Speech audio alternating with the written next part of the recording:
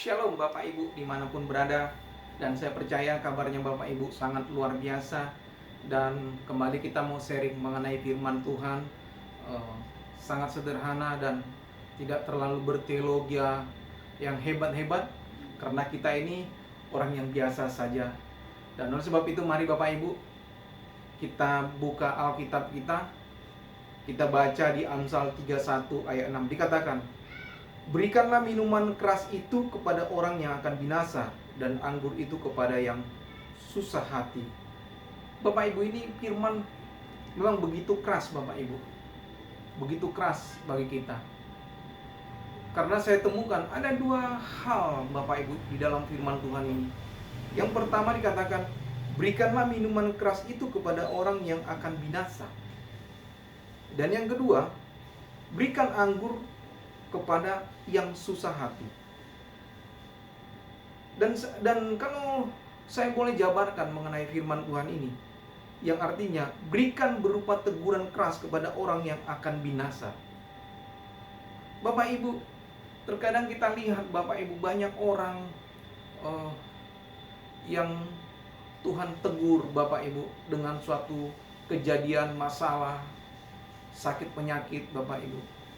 Terkadang orang satu kali Tuhan ingatkan tidak mau berubah, tidak mau bertobat. Terkadang ditegur dua kali juga tidak mau berubah, bertobat.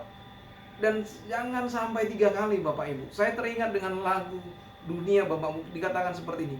Satu kali kau sakiti hati Tuhan, masih dimaafkan. Dua kali kau sakiti hati Tuhan, juga Dia maafkan. Jangan sampai 3 kali. Jangan, oh jangan. Artinya jangan sampai 3 kali Bapak Ibu. Jangan sampai 3 kali. Kalau kita lihat di Amsal 15 ayat 10 dikatakan, didikan yang keras adalah bagi orang yang meninggalkan jalan yang benar Bapak Ibu. Artinya didikan keras itu bagi orang-orang yang jalannya mulai salah Bapak Ibu. Jalannya mulai sesuka semau gue. Artinya Bapak Ibu, teguran, nasihat atau yang Tuhan berikan kepada Bapak Ibu itu karena Tuhan sayang kepada Bapak Ibu. Sedang Bapak Ibu, Tuhan lihat Bapak Ibu sudah mulai menjauh, menyimpang dari jalan Tuhan. Dan oleh sebab itu Tuhan terpaksa melakukan teguran itu Bapak Ibu, karena Dia sayang kepada Bapak Ibu. Dan dikatakan lagi Bapak Ibu, dan siapa benci kepada teguran akan mati Bapak Ibu. Artinya teguran itu, ketika Bapak Ibu benci mengenai teguran-teguran Tuhan itu, kadang-kadang banyak orang Bapak Ibu yang menyalahkan Tuhan. Kadang-kadang Bapak Ibu merasa mengatakan Tuhan itu tidak ada. Bahkan banyak orang Bapak Ibu semakin pudar Bapak Ibu rasa kasihnya kepada Tuhan. Dan saya ingatkan Bapak Ibu, Tuhan tegur karena Tuhan sayang kepada Bapak Ibu. Kalau kita lihat Bapak Ibu, Tuhan menegur sebab Dia sayang. Dan ketika dia cobai atau ditegur dengan suatu masalah, Dia pasti memberikan jalan yang keluar, jalan keluarnya Bapak Ibu. Kalau kita lihat di 1 Korintus 10 ayat 13 dikatakan, pencobaan-pencobaan yang kamu alami ialah pencobaan-pencobaan biasa yang tidak melebihi kekuatan manusia. Artinya apa? Tuhan kasih pencobaan-pencobaan, Tuhan kasih masalah-masalah itu. Sebenarnya masalah-masalah itu biasa Bapak Ibu. Awalnya biasa. Karena Tuhan melihat Bapak Ibu sudah mulai miring-miring jalannya. Dan dikatakan lagi Bapak Ibu di dalam firman di 1 Korintus 10 ayat 13 dikatakan, sebab Allah setia, dan karena itu Ia tidak akan membiarkan kamu dicobai melampaui kekuatanmu. Dia tahu Bapak Ibu kelemahanmu, Dia tahu kemampuanmu sampai sebatas mana Bapak Ibu. Dia tahu karena Dia sayang kepadamu.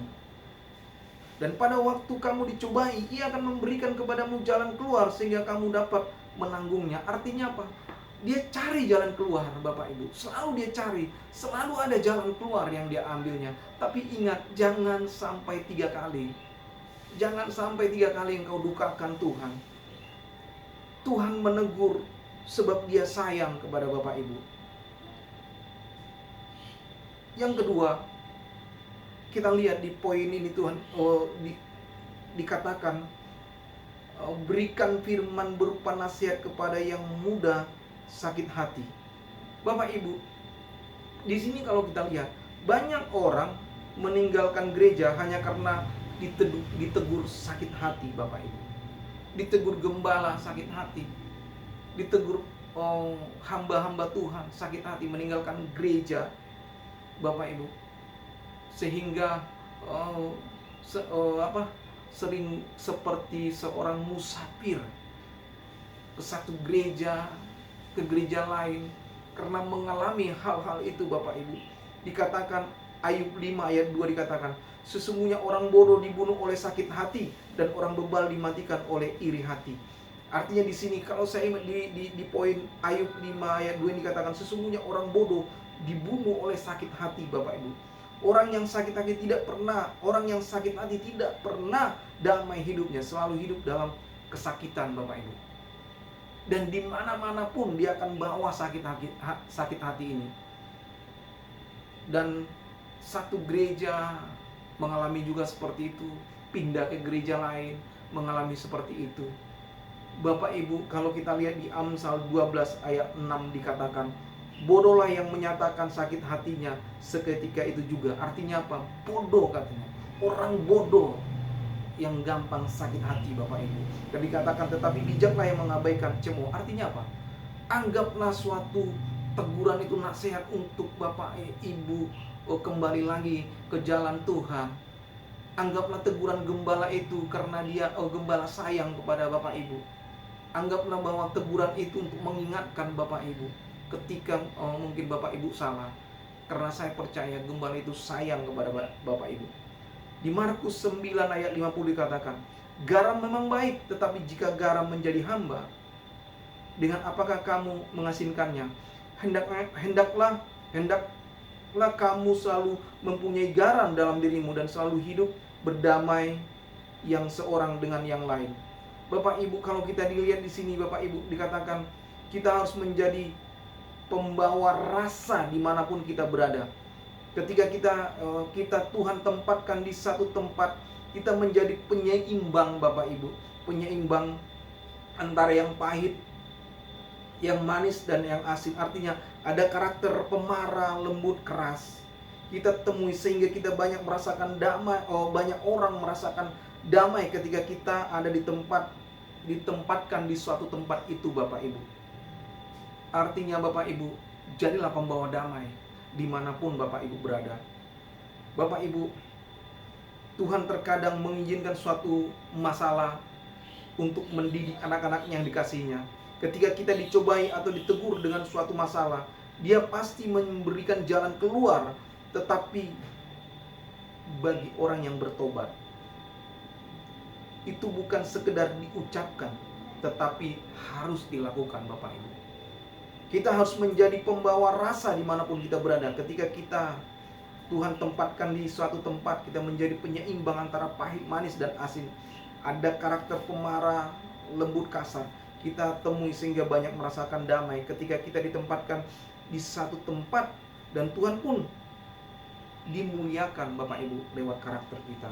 Lalu sebab itu Bapak Ibu, mari Bapak Ibu, jadilah garam dimanapun Bapak Ibu berada. Artinya Bapak Ibu, mulai kita kembali, kalau kita telah begitu jauh meninggalkan Tuhan, artinya Tuhan mau untuk kita kembali lagi ke dasar awalnya, Bapak Ibu. Artinya mulai belajar mengampuni. Belajar mengampuni, Bapak Ibu.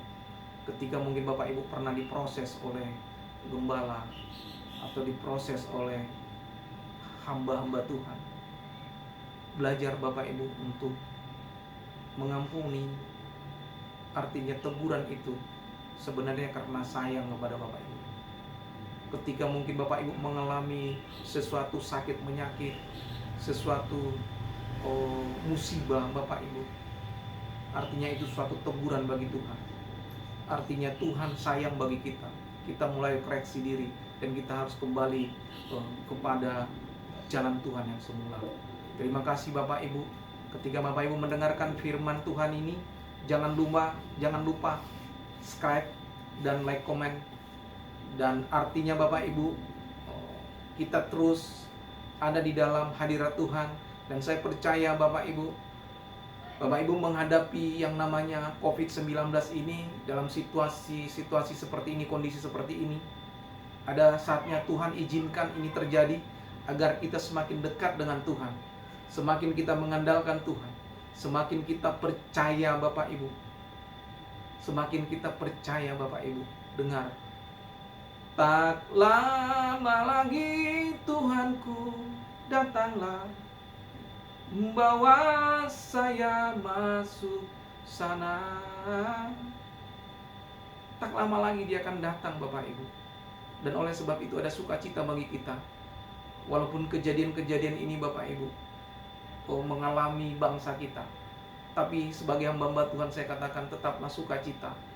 Tetapi tetap ikutin protokol kesehatan. Artinya ketika kita lakukan bagian kita, Tuhan lakukan bagiannya. Terima kasih Bapak Ibu. Dan saya percaya Bapak Ibu diberkati oleh firman ini. Tuhan Yesus memberkati.